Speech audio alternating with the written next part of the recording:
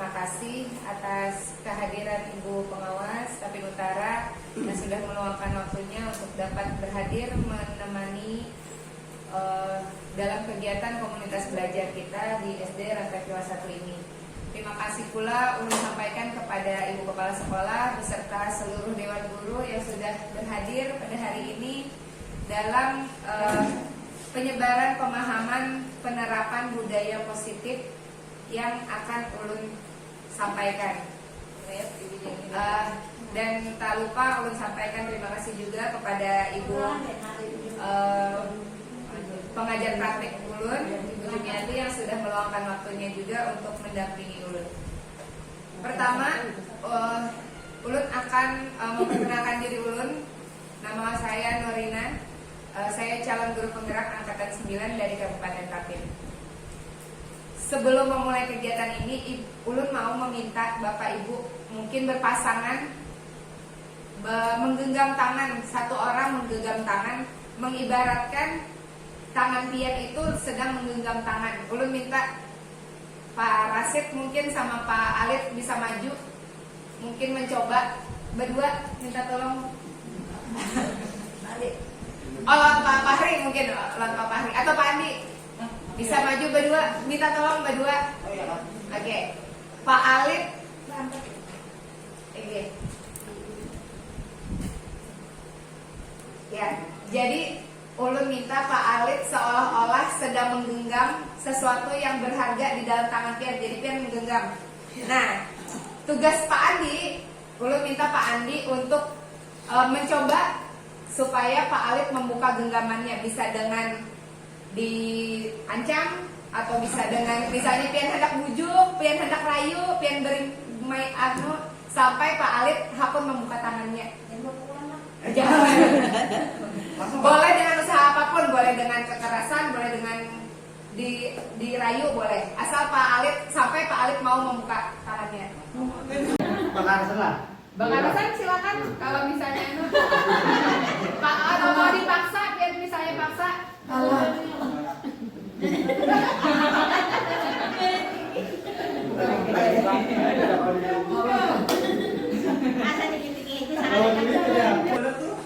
Oke, terima kasih udah ucapkan kepada Pak Alit dan Pak Andi yang sudah mendemonstrasikan. Mungkin Pak Alit, apa alasannya pian sampai hakun membuka tangan?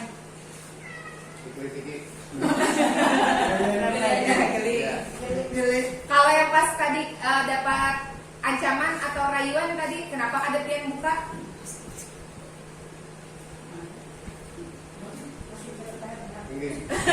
Ada terima sambutan. Oh, terima. Mantap. Oke. Kalau Bangarasan tadi Pak, mau lah.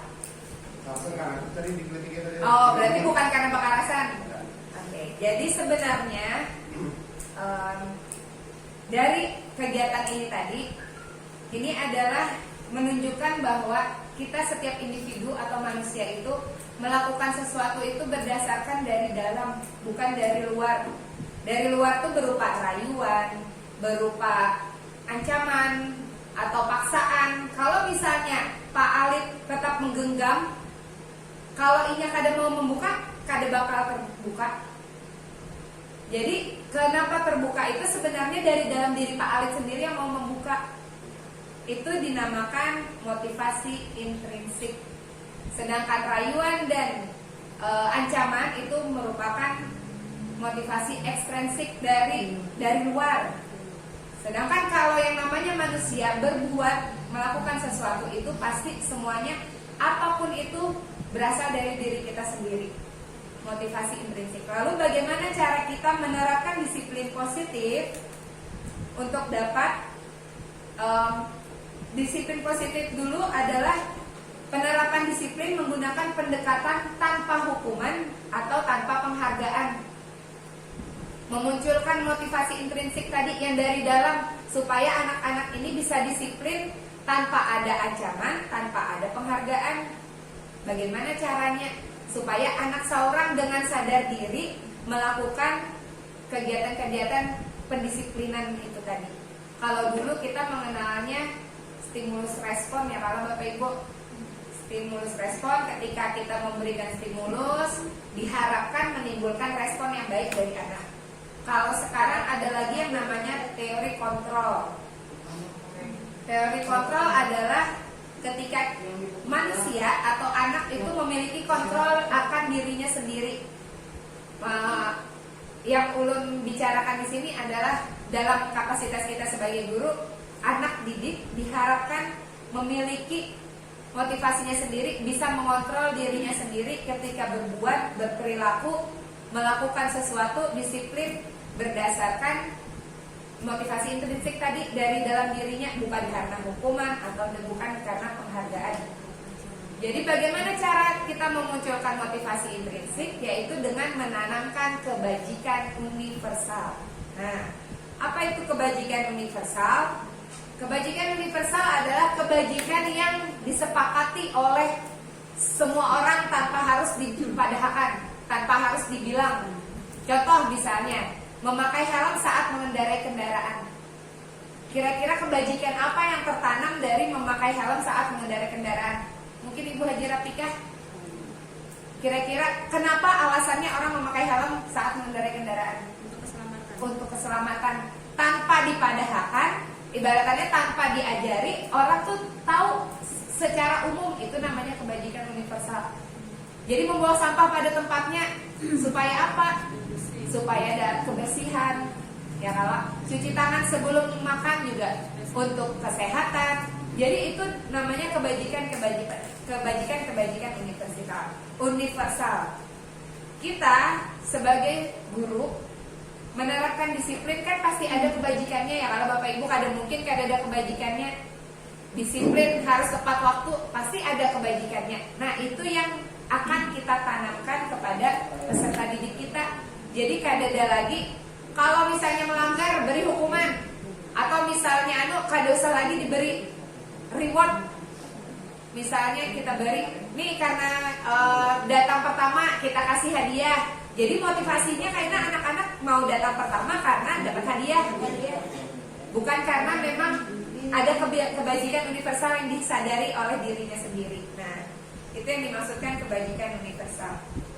Lalu bagaimana cara kita mengontrol, membantu untuk anak-anak yang kadang anak-anak ini Bu Ai bertingkah itu ada alasannya. Anak-anak itu memerlukan 5 kebutuhan dasar yang harus dipenuhi oleh manusia. Yang pertama, kebutuhan akan kasih sayang dan rasa diterima. Ada anak-anak yang kadang merasa kurang disayangi di rumah, lalu bertingkah di sekolah hendak minta sayangi. Jadi bagaimana cara kita supaya anak ini merasa memiliki motivasi intrinsik? Penuhi kebutuhannya akan kasih sayang dan rasa diterima. Lalu ada yang kebutuhannya atas penguasaan, misalnya nih ibaratnya merasa jago di kelas nih, hendak berjago-jago. Bagaimana kita penuhi kebutuhan dasarnya dengan cara yang positif? Misalnya dijadikan ketua kelas, beri dia kepercayaan lebih.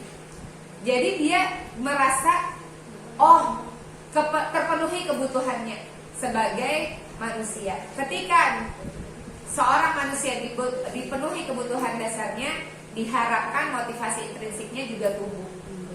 Seperti itu. Bertahan hidup juga. Jadi ada yang pertama tadi kasih sayang dan rasa diterima, ada penguasaan, ada bertahan hidup, ada yang pernah mendengar cerita orang tua maling habis dipukuli orang ternyata ada telepon, diangkat teleponnya, maaf nak, abah kada kawa membawa makanan hari ini. Ternyata dia maling karena ada alasannya. Nah, jadi semua manusia itu berbuat karena ada kebutuhan dasar yang mungkin belum terpenuhi. Ada yang ke sekolah karena kesenangan, inya kurang merasa senang. Di sekolah ini nya ketujuh permainan. Iya, kita penuhi kebutuhannya. Dan kebebasan, ada yang misalnya di rumah dikekang, gak boleh ini, gak boleh itu. Pas di sekolah merasa bebas, lalu inya bertingkah di sekolah. Nah, seperti itu. Jadi 5 kebutuhan dasar manusia itu sangat ketika kita memenuhi itu, diharapkan tidak ada lagi sikap-sikap yang melenceng atau kurang dapat diarahkan. Ketika kita memenuhi kebutuhan dasarnya, diharapkan itu dapat menimbulkan motivasi intrinsik pada anak. Misalnya contoh, Bimo seorang anak TK selalu berlari keluar kelas menuju jalan raya di depan sekolahnya yang ramai dengan kendaraan. Tingkahnya membuat guru, Ibu Ani, bingung dan seringkali lari mengejarnya. Ada beberapa kemungkinan jawaban yang diberikan Bimo. Misalnya kalau jawaban Bimo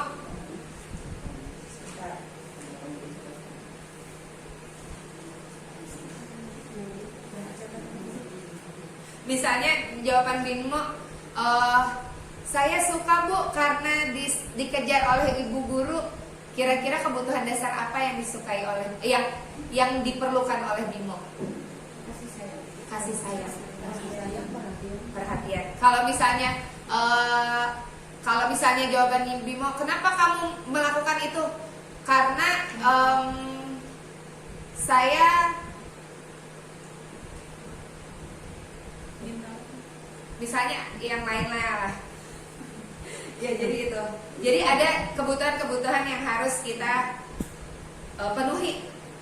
Jadi kalau misalnya dia perlu kasih sayang, kita berikan kasih sayang. Kalau dia perlu kesenangan, oh dia senang nih berlari-lari sampai ke pinggir jalan. Bagaimana cara kita memenuhi kesenangannya? Tapi tidak dengan seperti itu. Kita berikan kegiatan-kegiatan yang dapat membuat dia senang atau membuat dia merasa disayangi. Kemudian kita sebagai guru, di sini kita berbicara kita sebagai guru, ada 5 posisi kontrol kita sebagai guru. Yang pertama adalah guru sebagai penghukum. Guru sebagai penghukum ini biasanya adalah matanya melotot. Ciri-cirinya kalau anak berbuat salah langsung diberi hukuman. Nah, hasilnya adalah membuat kemungkinan anak ini akan merasa marah. Kenapa ulun ini dihukum? Kenapa ulun ini diberi?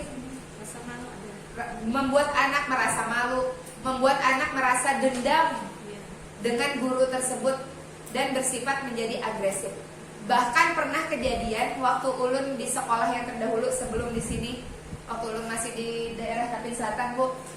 Jadi pernah ada murid yang membalas lapak kendaraan gurunya. Nah, itu karena apa? Karena anak merasa dendam dengan guru yang selalu memberi hukuman.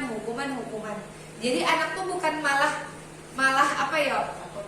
takut jadinya lawan guru, karena inya sudah saking takutnya, saking anunya mendendam, akhirnya membalas lapak gurunya. Dan itu memang terjadi waktu ulun menemui seorang. Lalu ada yang kedua adalah posisi sebagai pembuat merasa bersalah. Ciri-ciri gurunya, bepadirnya begini. Karena apa nakpian kayak itu? Kan ibu yang jadinya disaring ibu kepala sekolah. Anak akhirnya membuat anak merasa bersalah. Itu juga membuat karena telah mengecewakan ibu bapak guru, murid menjadi tertekan, bisa menyakiti diri sendiri atau orang lain karena ini merasa bersalah dirinya. Karena inya berbuat seperti itu, gurunya yang disalahkan. Lalu inya bisa bahkan kalau misalnya kejadian yang terburuk bisa membuat yang sampai bunuh diri, atau itu adalah salah satu resiko dari guru yang membuat merasa bersalah. Lalu ada lagi posisi guru yang menjadikan sebagai teman. Ciri-cirinya adalah guru menjadikan murid sebagai teman tadi. Berbicara dengan santai, berbicara ya seolah-olah sebagai teman lah. Tapi ada plus minusnya, ada bagusnya, ada kurangnya kalau guru menjadikan murid sebagai teman. Bagusnya adalah murid akan merasa senang dan akrab dengan guru tersebut. Inya ketujuh, pasti jadi guru favorit. Tapi ada kekurangannya. Kekurangannya adalah murid akan tergantung hanya dengan guru itu saja. Dengan guru lain inya kada mau. Kalau guru itu kadada, yang lain mohon maaf, bisa aja kada tapi dihargainya atau kada tapi didengarnya. Inya karena inya merasa bakawan lawan guru itu aja. Nah, lalu ada lagi guru dalam posisi sebagai pemantau. Pemantau ini biasanya ciri-cirinya, tapi ini juga bagus. Ciri-cirinya adalah dengan ada poin-poin. Ada poin-poin, ada konsekuensi. Inilah poinnya seperti ini. Ini bagus, ini. Nah, itu sebagai pemantau. Murid akan memahami konsekuensinya jika melakukan kesalahan. Jadi kalau misalnya salah, oh iya tahu salahnya di sini dan ini akan seperti ini. Itu pemantau. Guru tidak menunjukkan emosi yang berlebihan. Dan yang posisi terakhir adalah guru sebagai manajer. Guru berbuat bersama murid, mempersilahkan murid untuk mempertanggungjawabkan kesalahannya apabila murid melakukan kesalahan, dan mendukung murid menemukan solusi atas masalah yang sedang dialaminya. Jadi bukan guru yang mencari solusinya, muridnya sendiri yang mencari solusi akan kesalahan yang sudah dilakukannya. Jadi itu guru sebagai manajer. Lalu untuk penghukum dan pembuat masalah itu negatif ya Bu. Sedangkan teman dan pemantau itu masih di tahap netral. Untuk manajer positif. Jadi berada di manakah posisi kita saat ini? Apakah kita mau sebagai guru yang jadi penghukum atau pembuat merasa bersalah, atau menjadikan murid sebagai teman, atau sebagai guru yang sebagai pemantau, atau guru sebagai manajer? Itu kembali ke diri kita masing-masing. Lalu keyakinan kelas. Mengapa keyakinan kelas itu perlu? Bukan peraturan kelas. Kalau dulu kita mengenalnya peraturan kelas. Peraturan kelas siswa harus ini, 2 ini, harus ini, harus ini. Kalau sekarang ada yang namanya keyakinan kelas. Sebelum keyakinan kelas, kesepakatan kelas. Tapi sekarang sudah menjadi keyakinan kelas.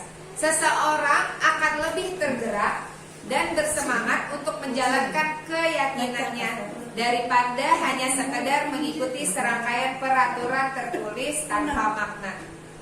Nilai-nilai keselamatan atau kesehatan inilah yang kita sebut sebagai suatu keyakinan, yaitu nilai-nilai kebajikan universal yang disepakati secara tersirat dan tersurat. Jadi diharapkan setiap guru itu memiliki keyakinan dengan muridnya. Kita tanamkan kepada murid kita, kalau misalnya pian terlambat, pian yakinlah apa kebajikan universal yang kembali lagi ke tadi, kebajikan universal. Diyakininya kalau pian terlambat, apa yang akan rugi? Siapa yang akan rugi? Diyakini oleh anak. Kalau kita misalnya tidak membersihkan kelas, keyakinan anak apa yang akan terjadi kalau kita tidak membersihkan kelas? Jadi kita tanamkan itu. Jadi diharapkan dengan adanya keyakinan kelas, murid akan mendapatkan motivasi intrinsik dengan penerapan kebajikan universal tadi. Bukan hanya guru kelas yang bisa menjalankan keyakinan kelas. Diharapkan semua guru juga menanamkan keyakinan itu. Jadi untuk guru mapel juga bisa. Jadi bukan cuma untuk guru kelas. Tahapan pembuatan keyakinan kelas, yang pertama adalah menentukan nilai kebajikan universal yang ingin dijadikan perhatian. Misalnya datang tepat waktu, pasti kan ada kebajikan universalnya. Siapa yang rugi? Nah, kita tanamkan kepada anak. Lalu melakukan curah pendapat bersama siswa, penerapannya seperti apa? Supaya ia datang tepat waktu, atau supaya dia menjaga kebersihan itu seperti apa? Kita lakukan curah pendapat bersama anak, kita dengarkan maunya menjaga kebersihannya seperti apa. Kita tanamkan sambil kita bimbing. Lalu kita sempurnakan kalimat nilai kebajikan universal yang akan diyakini. Dan yang terakhir, membuat poster dan publikasikan di kelas agar dapat terlihat oleh seluruh warga kelas. Jadi ketika misalnya suatu saat anak melakukan sesuatu yang tidak sesuai dengan keyakinan kelas, kita bisa mengembalikan keyakinan kelasnya seperti apa, keyakinan yang pian yakini seperti apa kalau pian melanggar itu. Jadi dengan kita memajang di poster atau mempublikasikannya di kelas, diharapkan anak bisa membaca dan terlihat terus sehingga makin tertanam keyakinan yang sudah kita sepakati bersama. Adapun ini yang sudah ulun terapkan di kelas ulun, membuat keyakinan kelas bersama-sama dengan anak. Nah, ada di sini ulun baru juga mengenal yang namanya restitusi. Jadi ada tiga, ada hukuman, konsekuensi, dan restitusi. Hukuman yaitu tadi misalnya anak datang terlambat keliling lapangan. Hukuman itu biasanya membuat anak, merugikan anak. Tapi hukumannya biasanya sakahandak guru kada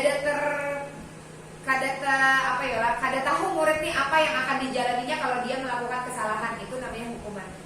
Ada yang kedua namanya konsekuensi. Konsekuensi adalah ketika anak melakukan kesalahan, dia sudah tahu apa yang akan dilaksanakannya. Misalnya konsekuensi itu, misalnya dia melakukan kesalahan, berarti harus menulis konsekuensinya. Atau misalnya ketika konsekuensi itu pokoknya sudah diketahui oleh anak, tapi juga tetap merugikan anak. Karena yang menentukan konsekuensi itu dari pihak guru. Sedangkan yang ketiga adalah restitusi. Ulun juga baru mendengar apa itu restitusi. Restitusi adalah proses menciptakan kondisi bagi murid untuk memperbaiki kesalahan mereka sehingga bisa kembali pada kelompoknya dengan karakter yang lebih kuat. Jadi ulun mau menampilkan sedikit penerapan segitiga restitusi yang sudah ulun kerjakan kemarin. Ring lah. Ada apa, Ferdi? Jadi ibu mau tanya, kenapa Ferdi kalau makan siang selama ini ditungguin nenek? Iya. Karena apa?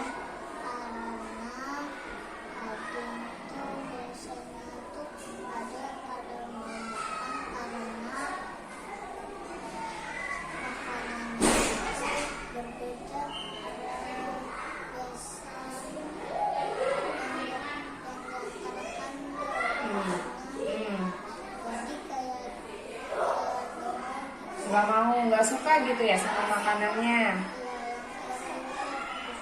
Oh. Oke, jadi nenek itu menghadiahkan supaya makan gitulah, ditunggui gitu ya. Oke. Tapi kalau Ferdi makannya harus ditunggui juga? Enggak. Ferdi kan sudah besar. Sekarang udah kelas berapa? Oke, sekarang Ferdi udah kelas 3. Tapi yang ibu lihat beberapa hari ini dari pertama ibu masuk, ya kan, ibu kan baru masuk ya, jadi ibu baru lihat Ferdi ternyata makannya masih ditungguin nenek. Kenapa Ferdi makannya masih ditungguin nenek?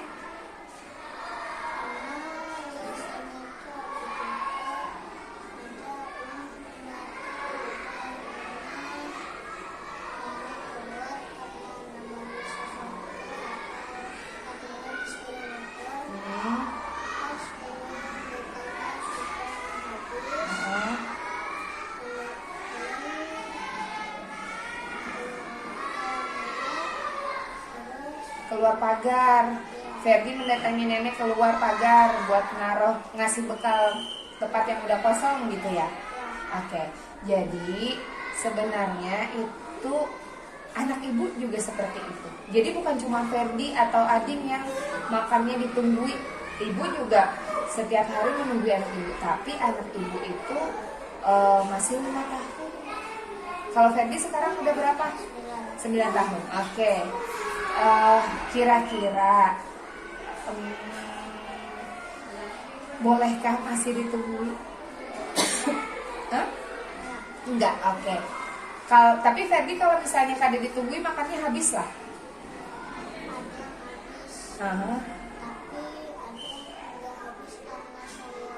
Oke, tapi bisa makan tanpa ditungguin nenek? Bisa, oke. Jadi nggak apa-apa ditunggui, boleh ditunggui, tapi kan ini kita sedang berada di mana? Di sekolah. Kalau di sekolah berarti yang jadi orang tua Ferdi di sekolah siapa? Nggak ada, ibu guru lah. Jadi Ferdi, kalau teman-teman yang lain makannya seperti apa? Ditunggui orang tua atau nenek ada? Enggak lagi. Jadi misalnya menurut keyakinan Ferdi bagaimana? Apakah boleh masih ditunggui atau tidak? Tidak, seharusnya ya. Seharusnya tidak ditunggui lagi karena Ferdi sudah besar. Dan lalu bagaimana solusinya supaya Ferdi itu bisa makan bersama teman-teman dan tidak ditungguin nenek lagi makan siangnya? Oke, berarti mulai kapan mau bawa bekal sendiri? Boleh. Oke, mulai dari pagi. Biasanya nenek yang antar makanannya pas istirahat kedua gitu ya. Oke, sebenarnya boleh nenek masih antar makanan, tapi kalau bisa supaya bareng teman-teman, nggak usah lagi ditungguin. Oke, bisa solusinya. Jadi antara dua, boleh Ferdi bawa bekal dari pagi, atau misalnya nenek mau nganternya siang boleh, tapi makan habis itu nenek cuman sekedar nganter aja, habis itu nenek ngapain? Ditinggalkan lah. Habis itu neneknya boleh pulang lah, ada usah ditungguin lagi, bisa? Bisa. Oke. Mulai kapan mulainya? Mulai hari ini.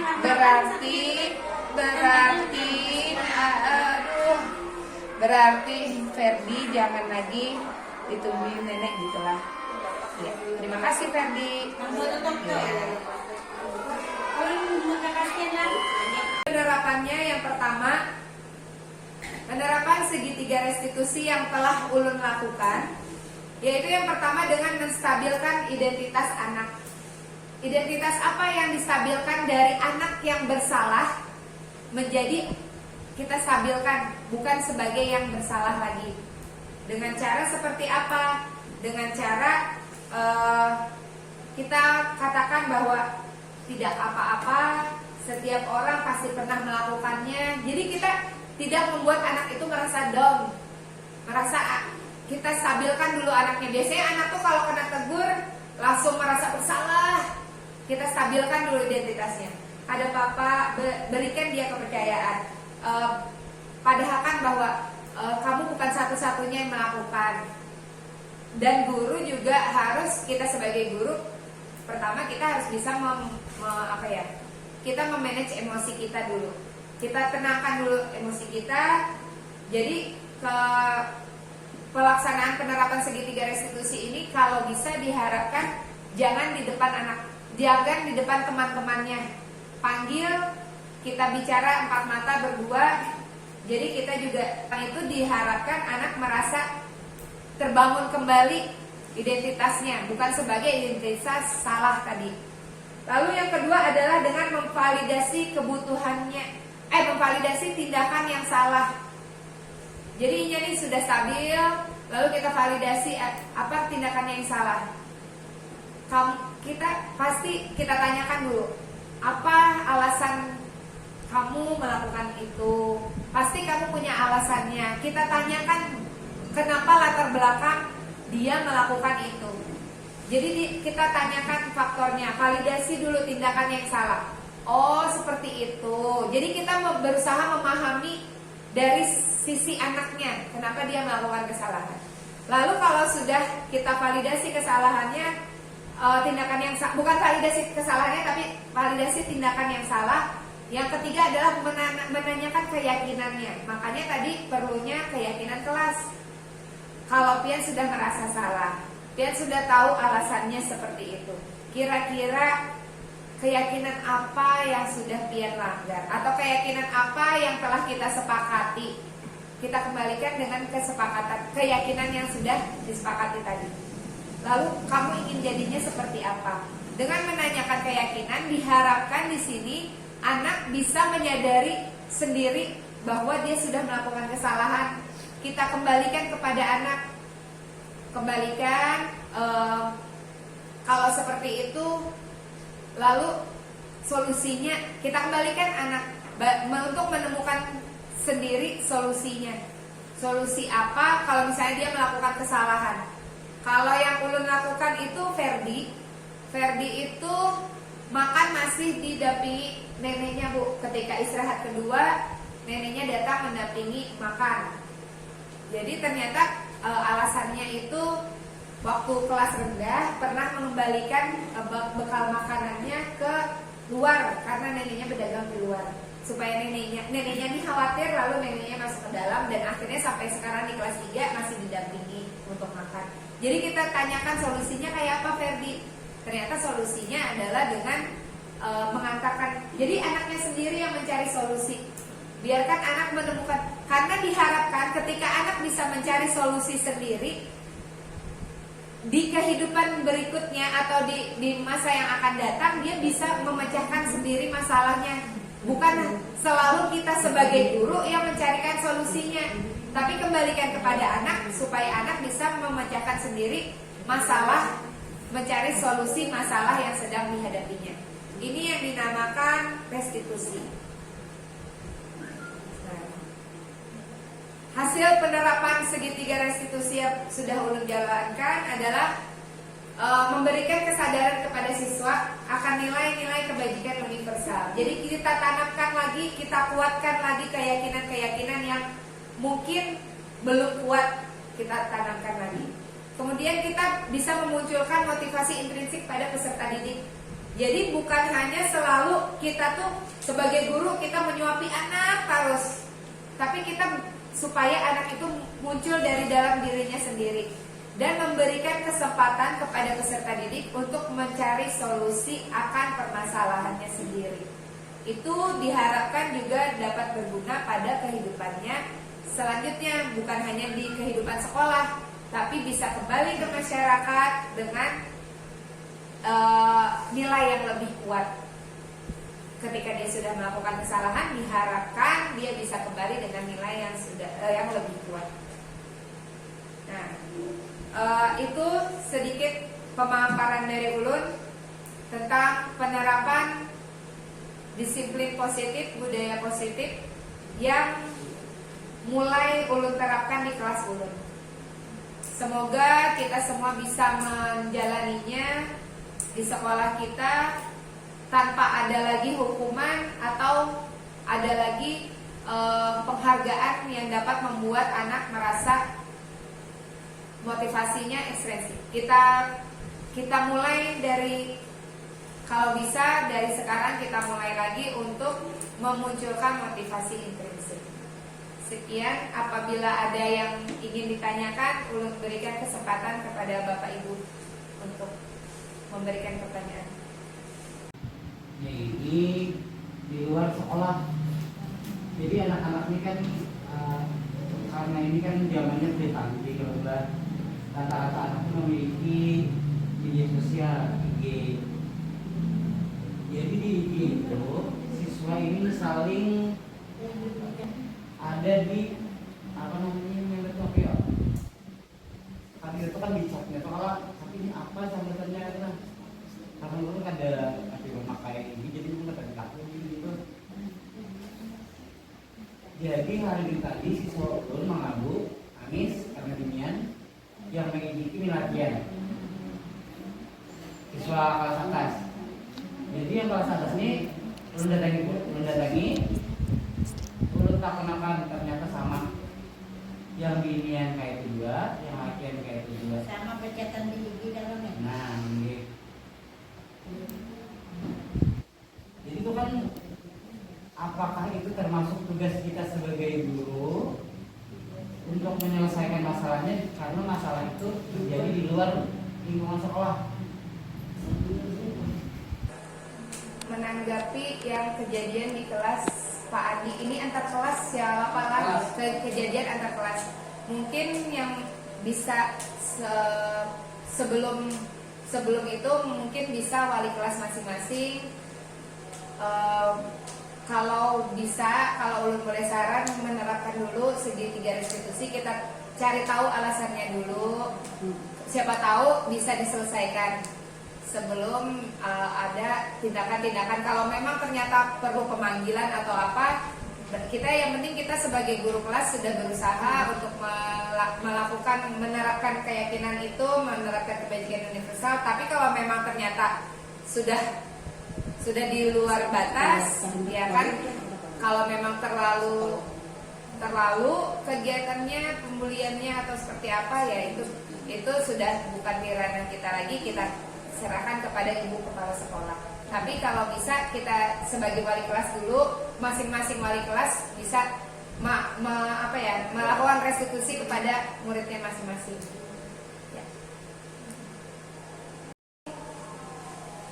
Kalau sudah, ulun mohon penguatannya kepada ibu pengajar praktik untuk dapat memberikan penguatan pada kegiatan hari ini. Ulun persilakan kepada ibu. Assalamualaikum warahmatullahi wabarakatuh. Yang ulun hormati Kepala SDN Kiwas 1 dan kemudian pengawas pembina daripada sekolah ini. Yang ulun hormati juga seluruh dewan guru sebagai peserta dari GGB kami dalam menerapkan atau mendisiplinasi apa yang dia peroleh dari pendidikan guru penggerak. Jadi yang pertama-tama yang kita sepakati di sini yaitu untuk penerapan aksi nyata yang telah dilaksanakan GGB tadi, diminta untuk ditampilkan atau disebarkan kepada guru lain. Jadi dalam kegiatan ini GGB kami sudah memberikan penerapannya atau diseminasinya, yaitu masalah posisi kontrol kita, kemudian budaya positif itu sendiri, yaitu tentang posisi kontrol, dan juga tentang segitiga restitusi. Di mana dalam kegiatan ini dari pendidikan yang sudah diterima, ternyata dari posisi kontrol kita itu ada dampak psikologis bagi murid kita. Jadi tujuan dari pemerintah melaksanakan kebijakan-kebijakan tentang kurikulum merdeka dengan mendidik guru-guru agar melaksanakan kegiatan-kegiatan itu, salah satu tujuan utamanya adalah ingin nantinya di masa yang akan datang siswa kita ini jadi aset sumber daya yang sangat luar biasa. Jadi bisa menghadapi permasalahan yang dihadapinya di masyarakat yang akan datangnya. Jadi ini insya Allah akan kita panen, yaitu pada 10 tahun mendatang atau 20 tahun mendatang. Jadi disinilah kerja kita sebagai guru. Karena kata Ibu Rina tadi benar adanya. Kalau kita selalu menghukum murid, pasti dendamnya akan ada di dalam hatinya. Sampai-sampai dulu ada murid ulun juga. Jadi murid ulun lagi dahulu itu lagi dihamui. Ini murid ulun ini ibaratnya terlalu bakawan kah atau penyayangan dan sebagainya. Kemudian pada waktu sudah sekolah di SMA, ini dikarasi oleh gurunya. Bahwa sudah dikarasi itu timbullah dendamnya karena di bawahnya parang. Nah, jadi hal-hal semacam itu yang perlu kita hindari, karena kita tadi sebagai guru yaitu sebagai penuntun, bukan penuntun. Kita menuntun siswa sampai di mana siswa itu. Jadi kita ada lagi, oh siswa harus dapat 100, oh siswa harus bisa ini, bisa itu, ada lagi. Kita menuntunnya sampai dia mencapai tujuan yang dicapai, kemudian hasil akhirnya itu yang Allah yang menentukan. Kita ada kan tergantung, yang penting kita sudah melakukan itu. Jadi itulah pendidikan yang sudah diberikan kepada guru penggerak. Jadi alhamdulillah boleh beri apresiasi untuk sekolah ini. Ibaratnya pendukungan Pian lawan GGB sangat luar biasa, di mana Pian menghargai ibaratnya ilmu-ilmu yang sudah dia dapat. Kemudian Pian juga seberatan bersedia untuk menerima atau mendengarkan apa-apa yang sudah didapat dari sini. Itu kan ucapan terima kasih. Khususnya kan kepala sekolahnya sangat luar biasa, sangat mendukung sekali dengan kegiatan ini. Kemudian dari kegiatan ini supaya ini berjalan dengan ibaratnya berkembang berkelanjutan, maka untuk kegiatan TGP ini ulun melibatkan ibu pengawas. Jadi ini kami sudah konsultasi lawan fasilitator Rina Jadi setidaknya ada kalanya, bukan manusia siapa tidak. Ada kalanya kadang-kadang guru penggerak itu hanya mengerjakan dirinya. Kemudian hanya ibaratnya itu saja dan digawinya. Yang penting kan ada tagihan yang ini sudah diberikan. Jadi ini diharapkan dengan melibatkan ibu pengawas, mudah-mudahan kegiatan ini bisa berkelanjutan. Seperti itu maksudnya. Dari ulun cukup sampai di situ dua penguatan ulun, dan ibaratannya dari tinggi ulun sangat luar biasa lagi. Jadi ulun sudahi apabila ada kesalahan, ulun mohon maaf yang sedalam-dalamnya dan ucapan beribu-ribu terima kasih untuk yang sudah datang. Wabillahi taufiq wal hidayah. Wassalamualaikum warahmatullahi wabarakatuh.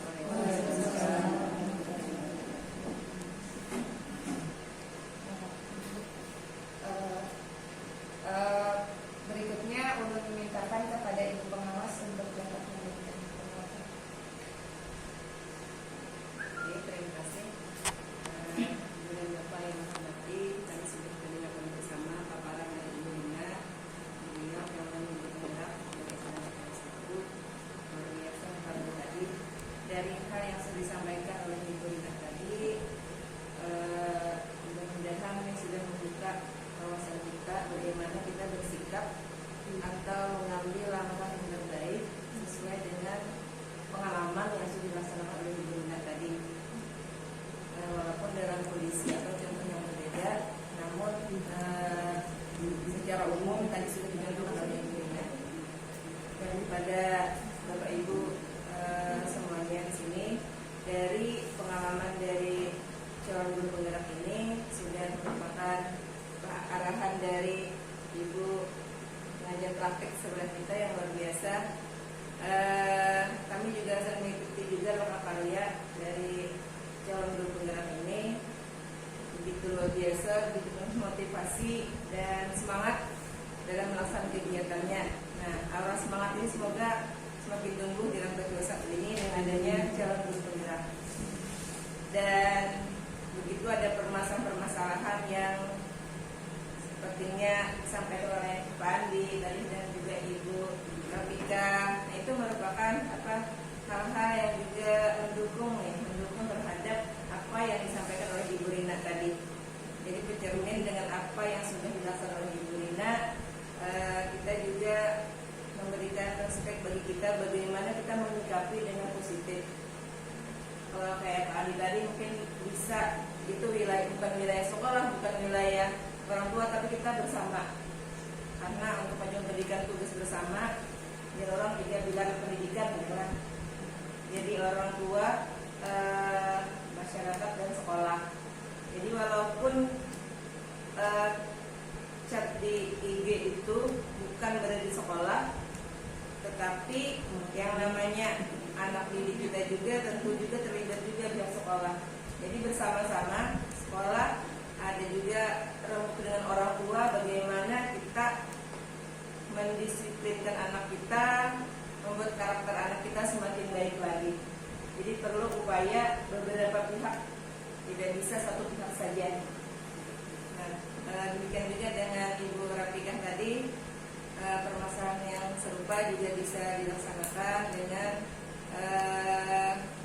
mendapatkan beberapa info dari beberapa sumber supaya lebih ini lagi ya, supaya lebih ada sesuatu yang bisa dianggap bisa memberikan pencerahan seperti itu. Saya kira itu aja Bapak Ibu hari ini, luar biasa sudah disampaikan oleh Ibu Lina. Mudah-mudahan Bapak Ibu semua yang dari sini semakin termotivasi dengan adanya guru penggerak kita di sekolah ini. Terima kasih. Assalamualaikum warahmatullahi wabarakatuh. Waalaikumsalam. Alhamdulillah dengan berakhirnya penguatan dari Ibu Kepala Sekolah, dari Ibu Pengajar Praktek dan Ibu Pengawas.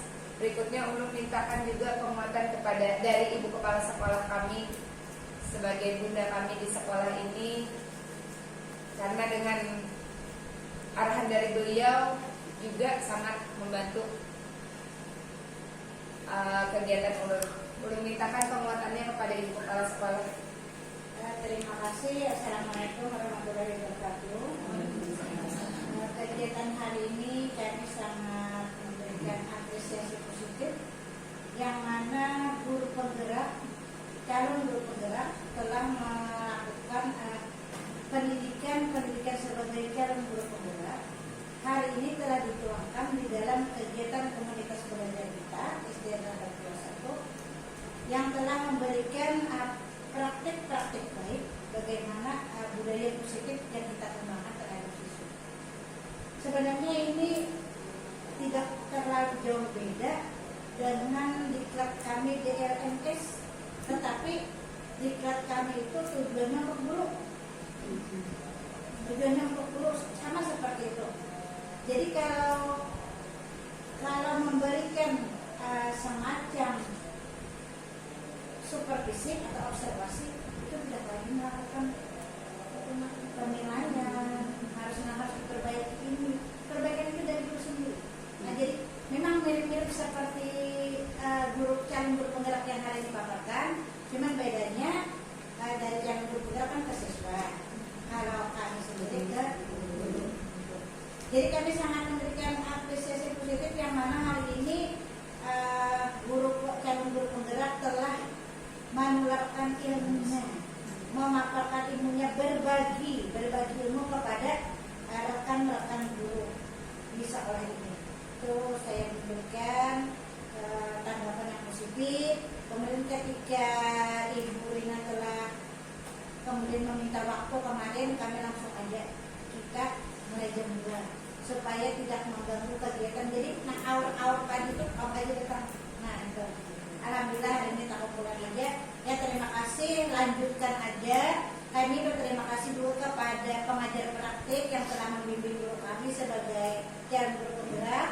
Juga kepada ibu pengawas yang telah memberikan meluangkan waktunya juga hadir ke sini. Nah, memberikan motivasi juga kepada calon guru penggerak kami. Mudah-mudahan calon guru penggerak kita SDN 21 ini sukses lolos nanti menjadi guru penggerak di sekolah ini. Demikian mengakhiri. Wabillahi taufiq wal hidayah. Wassalamualaikum warahmatullahi wabarakatuh.